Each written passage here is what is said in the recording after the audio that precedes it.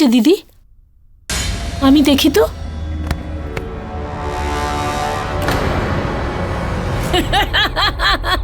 দিদি, পুতুল কোথা থেকে এলো?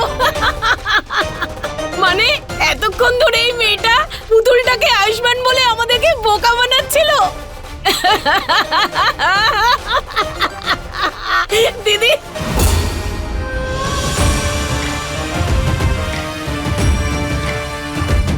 বাহ, আমি তো পুতুল এটা ভেবে বসিয়েছিলাম যাতে আয়ুষ্মান অনুপস্থিত থাকলে গয়না সেটা সামলে নেয়, কিন্তু গয়না তুমি আমাকে সাহায্যও করলে আবার নিজেও ফেঁসে গেলে। একই নাটক, একই নাটক করছো তুমি। একটা পুতুলকে তুমি কেন আয়ুষ্মানের জায়গায় পুজোতে বসালে বলো?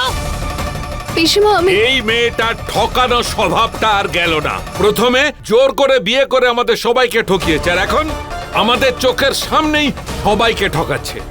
না না, আমি এরকম কিছুই করিনি। আমি কোনো রকম ঠকাইনি। গয়না একদম ঠিক কথা বলছে।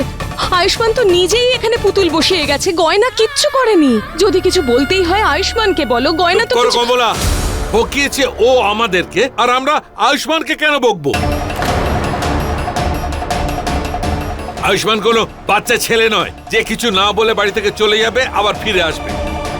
আর যদি পুজোর দিন ও বাড়ি থেকে গিয়েই থাকে তবে অবশ্যই বিরক্ত হয়ে বেরিয়েছে। না বাবা, আমি সত্যি বলছি। ডাক্তারবাবু আমার প্রতি বিরক্ত হয়ে যাননি, আর আমি জানি ডাক্তারবাবু আমার কাছ থেকে কখনো দূরে যেতে পারেন না। আপনারা সবাই আমার কথাটা বিশ্বাস করুন। ডাক্তারবাবু কোথাও চলে যাননি, উনি ঠিক ফিরে আসবেন। আর পিসিমা, আমি চাইনি যে আপনাদের সবাইকে এই কথাটা বলে আমি দুশ্চিন্তায় ফেলি। আপনারা আমার কথাটা বিশ্বাস করুন, আমি হাত জোর করে বলছি, আমায় বিশ্বাস করুন। আরো একটা মিথ্যে।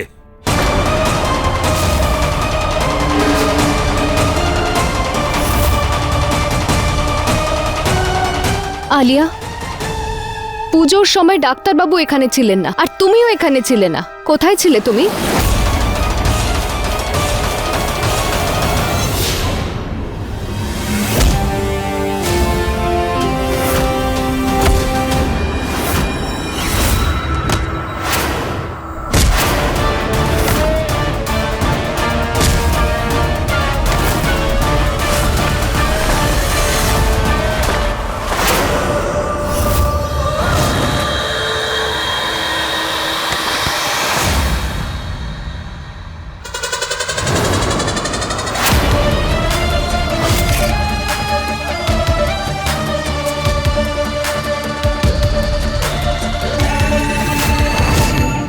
গয়না, তুমি কি বলতে চাইছো? যে আমি আয়ুষ্মানকে সঙ্গে করে নিয়ে গেছিলাম? আলিয়া, আমার মাথাটা না গরম হয়ে যাচ্ছে, তাই আমার প্রশ্নের উত্তর দাও। তুমি কি জানো আয়ুষ্মান কোথায়? আমি জানি না। হ্যাঁ, মনে পড়েছে। সকালে আমি যখন আয়ুষ্মানের ঘরে গেছিলাম তখন গয়না ওখানেই ছিল, আর ওই জামা আয়ুষ্মানকে পরার জন্য দিয়েছিল। ও তো এই জামাটা পরবে না বলেছিল তখন। হে ভগবান! মানে আয়ুষ্মান পোশাক পরেনি, তাই জন্য আয়ুষ্মানের পোশাক পুতুলকে পরিয়ে মন্দিরের সামনে বসিয়ে দিয়েছে। এই মেয়ে, তোমার মাথা ঠিক আছে তো? না জেঠিমা, আমি যখন এখানে এলাম তখনই দেখলাম এখানে পুতুলটা রাখা, আমি রাখিনি। তুমি কিন্তু সীমা ছাড়াচ্ছ গয়না। তোমার এত বড় সাহস, তুমি পুজোতে একটা পুতুলকে বসিয়েছো আয়ুষ্মানের জায়গায়? হ্যাঁ, লজ্জা করে না তোমার? এতটাই বেহায়া নির্লজ্জ তুমি? আরে আজ আমি তোমার প্রশংসা করেছিলাম যে তুমি খুব ভালো সূর্য বন্দনা গেয়েছো, কিন্তু সত্যি বলছি তুমি প্রশংসার যোগ্যই নও। রোজ কোনো না কোনো সমস্যা সৃষ্টি করছো তুমি এই বাড়িতে, কিন্তু আজ তুমি সীমা ছাড়িয়ে গেছো। পিসিমা, আমি সত্যি বলছি, আমি এরকম কিচ্ছু করিনি। ভগবানেরও সম্মান রাখলে না তুমি, একটা পুতুল রাখলে। আরে এতটা নিচে নেমে গেছো তুমি, হ্যাঁ? ভগবানের সম্মানও করলে না তুমি।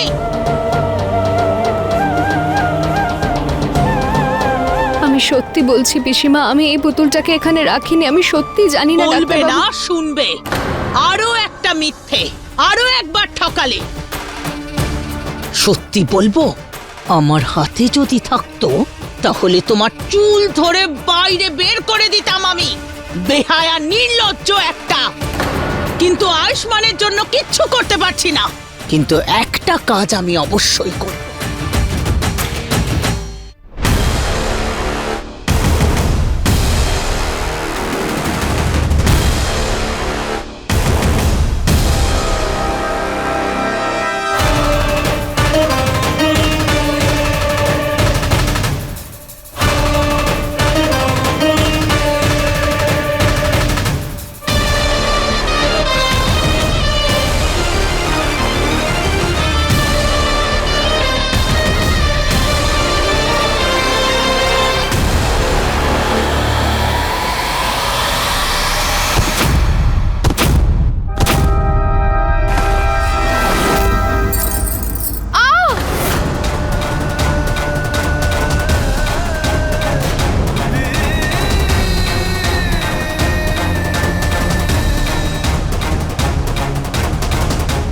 লেগেছে? কষ্ট পেয়েছো তুমি? এমন কষ্ট আমার রোজ হয়, প্রতি মুহূর্তে হয়, যেদিন থেকে তুমি এই বাড়িতে বৌমা হয়ে এসেছো। বুঝেছো?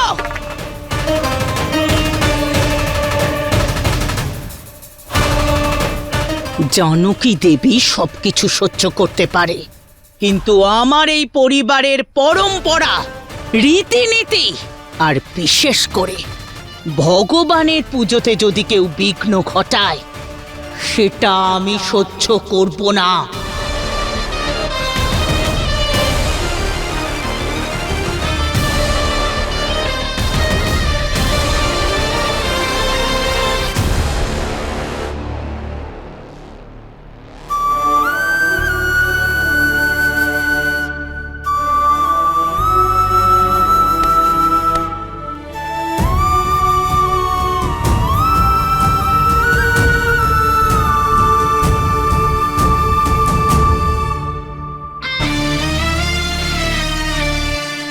কে তুই?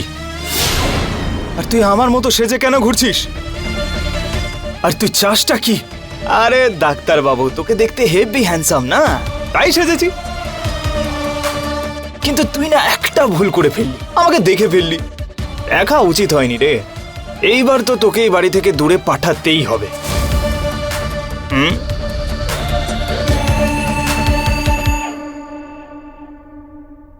আপনি কোথায় চলে গেছেন ডাক্তারবাবু? সবাই আমাকে কত ভুল বুঝছে, আমি তাদের কি বলবো? একে তো আপনিও কত বদলে গেছেন। আমার এমন মনে হয় যে আপনি আমার সঙ্গে থেকেও সঙ্গে নেই।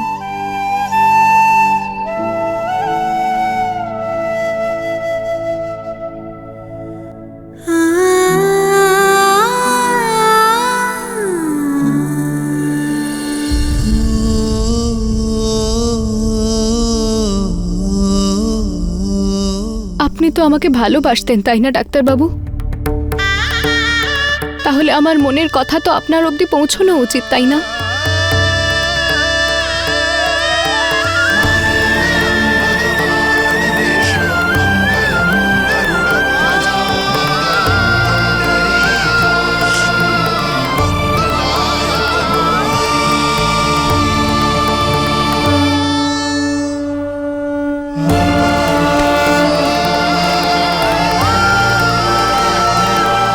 আমি আপনাকে খুব ভালোবাসি ডাক্তারবাবু। আপনাকে নিয়ে আমার খুব চিন্তা হচ্ছে। ফিরে আসুন না ডাক্তারবাবু।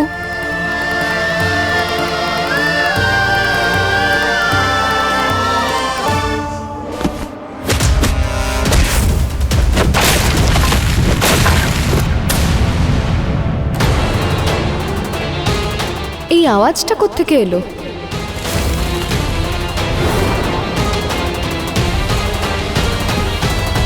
আমার মতো সেজেই বাড়িতে কি করছিস? এখনো সময় আছে, চলে যা, তাহলে আমি ছাড়বো না তোকে।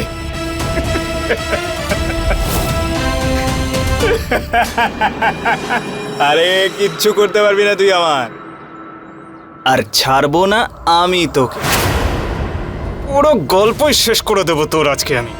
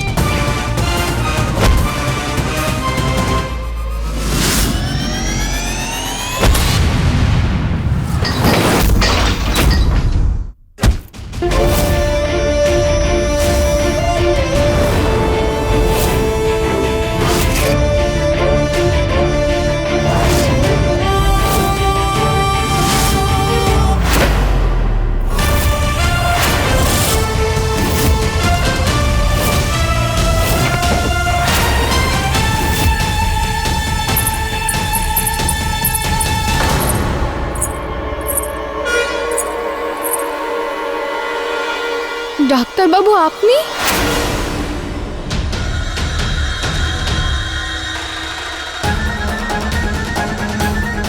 আরে আয়ুষ্মান বাবা, কখন থেকে আমরা তোকে খুঁজছি।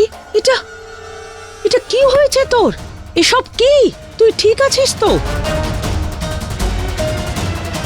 যেভাবে এখানে জিনিসপত্র ছড়িয়ে ছিটিয়ে রয়েছে দেখে মনে হচ্ছে তো এখানে কোনো বড় ঝামেলা হয়েছে। সত্যি সত্যি বল আয়ুষ্মান, এখানে কি হয়েছে? আরে কি হয়েছে? এসব কি করে হলো? আর তুই পুজোতে আসিসনি কেন? আমি বাইরে কোথাও যাইনি, আমি বাড়িতেই ছিলাম। আসলে বাড়িতে একটা চোর ঢুকে পড়েছিল, তাই ওর পিছু নিতে নিতে এখানে চলে এসেছিলাম বলে পুজোয় বসতে পারিনি। আর দাদা এখানে যে এত জিনিসপত্র পড়ে আছে ওগুলোকে ওকে খুঁজতে গিয়ে পড়ে গেছে? আরে না না, ওকে তো আমি খুঁজে পেয়েছিলাম, কিন্তু ওকে ধরার চেষ্টা করছিলাম যখন ও পালালো, আর তাতে একটু হাতাহাতি হয় ওর সঙ্গে। হে ভগবান! চোরের সঙ্গে হাতাহাতি হয়েছে মানে? আপনি ঠিক আছেন তো? এ কি, ওর সঙ্গে লড়াই করতে গিয়ে আপনার এত আঘাত লেগেছে? আরে অল্প একটু লেগেছে, আমার তেমন কিছু হয়নি, তুমি চিন্তা করো না, ঠিক হয়ে যাবে। দাদা ওই চোর পালিয়ে গেল, তুমি ওকে ধরলে না? ধরতে তো চেয়েছিলাম, কিন্তু ও আমাকে ধাক্কা মেরে পালিয়ে গেল। ডাক্তারবাবু চলুন, আমরা পুলিশ স্টেশন যাই আর সেখানে গিয়ে ওর রিপোর্ট লেখাই। পুলিশ ঠিক ধরে ফেলবে ওকে। আপনি শুধু চেহারাটা বলবেন ওদের, আপনার মনে আছে তো? আরে রিপোর্ট লেখানোর কোনো দরকার নেই। আর রিপোর্টে গিয়ে কি লেখাবো আমরা? হ্যাঁ, ও তো পালিয়ে গেছে, আর তাছাড়াও ও তার কিছু চুরি করতে পারেনি। এমনিতে ও একটা মাস্ক পরেছিল, আমি ওর মুখটা দেখতেই পাইনি। হে ভগবান, এখন তো দেখছি দিনে দুপুরে চুরি হওয়া শুরু হয়েছে। তার মানে আমাদেরকে আরো সাবধানে থাকতে হবে। তুমি ঠিকই বলেছো একদম, তবে ভয় পাওয়ার কোনো কারণ নেই, আমি তো আছি। হ্যাঁ হ্যাঁ, আপনারা সবাই যান, চিন্তা করবেন না, আমি আছি তো। আমি আয়ুষ্মানকে সঙ্গে নিয়ে সমস্ত কিছু গুছিয়ে দেব।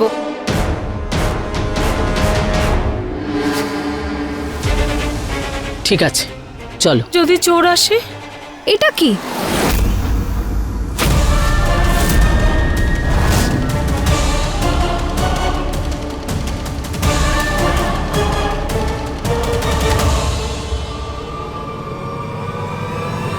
এই আঙুলটা কার?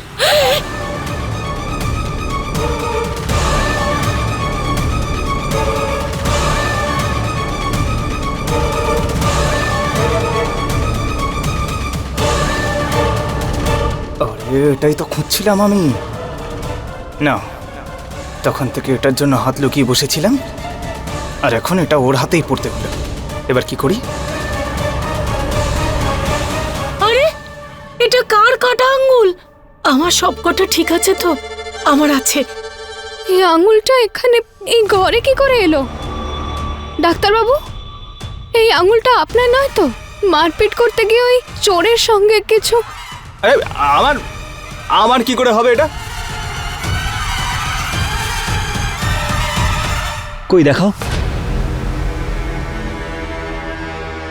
আরে এই আঙুলটা তো নকল, আসল না। নকল আঙুল? এই নকল আঙুল আমাদের ঘরে কি করে এলো?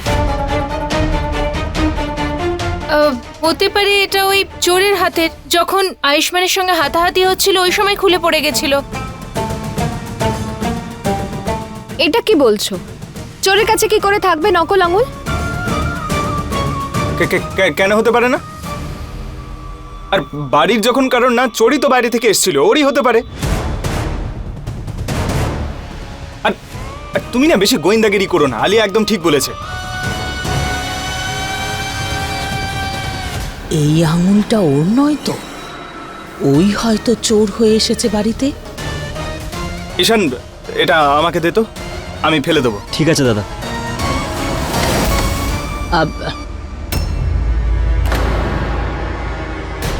এসব থাক, এটা আমি আমার কাছে রাখছি। কিন্তু পিসিমা, আমরা এই আঙুল দিয়ে কি করব? আমাদের তো কোনো কাজেই লাগবে না।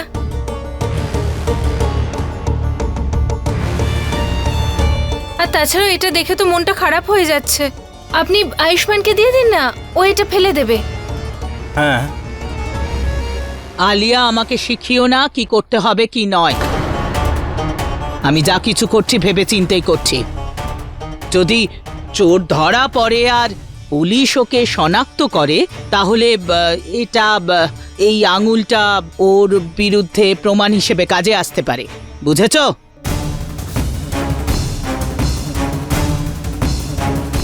হ্যাঁ হ্যাঁ, আপনারা সবাই যান, আপনারা চিন্তা করবেন না, আমি আছি তো। আমি আয়ুষ্মানকে সঙ্গে করে এই সমস্ত কিছু ঠিক করে দেবো। যান। চলো চলো সবাই এখান থেকে চলো। আরে কমলা চলো, অনেক কাজ পড়ে আছে। বড় বউ চলো তো, চলো।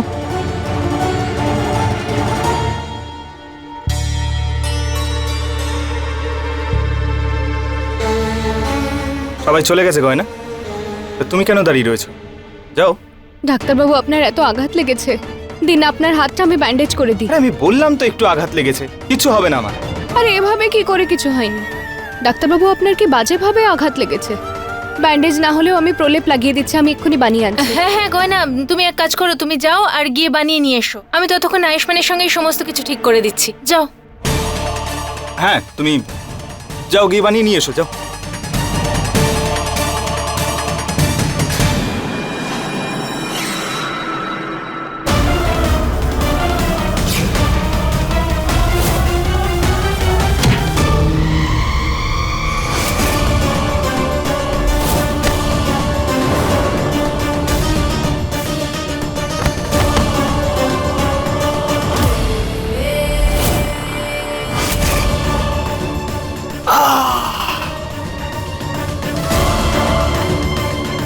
তুমি কেন এলে গো মাঝখানে? এটাকে মেরে শেষ করে দেবো আমি। দাঁড়াও, ওকে তাড়াতাড়ি লোকাও, বাড়ির সব লোক এদিকেই আসছে, কেউ দেখে ফেললে প্রবলেম হয়ে যাবে। চলো গিয়ে লোকাও ওকে। চলো ধরো ওকে। আরে এই সময় আমাকে তোমার সঙ্গে দেখা গেলে ঠিক হবে না, আমি যাচ্ছি, তুমি সামলাও ওকে।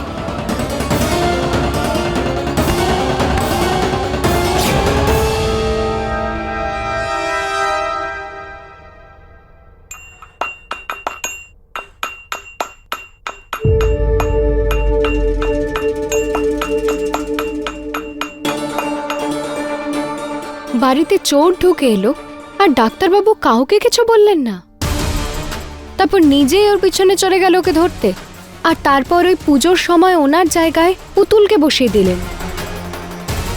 কি দরকার ছিল ওনার এসব করার? যাক বাবা, আমরা বেঁচে গেছি, কেউ তোমাদের দুজনকে একসঙ্গে দেখেনি, কারণ যদি দেখে ফেলতো তাহলে আমরা দুজন একসাথে যে খেলাটা খেলছিলাম সেসব নষ্ট হয়ে যেত।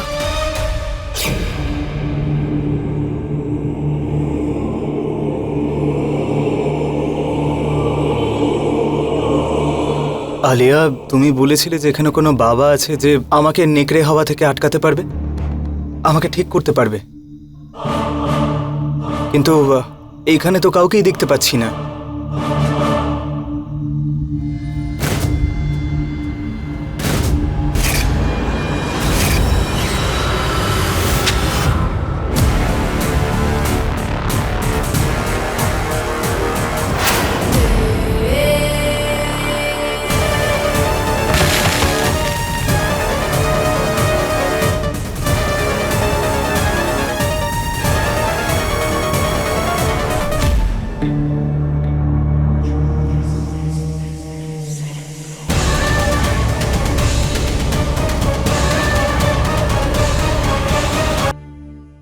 আমাকে সাহায্য করার জন্য থ্যাংক ইউ, কিন্তু তুমি বললে না তো যে তুমি আমাকে সাহায্য কেন করলে?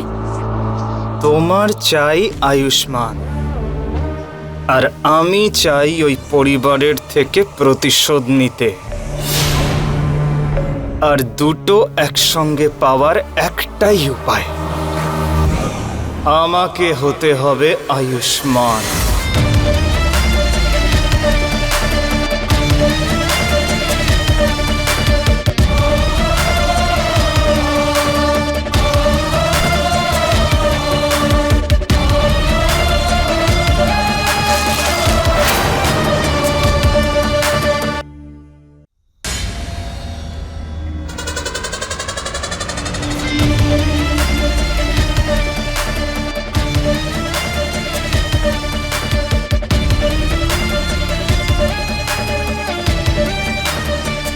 আজ থেকে আমি হলাম সবার জন্য আয়ুষ্মান।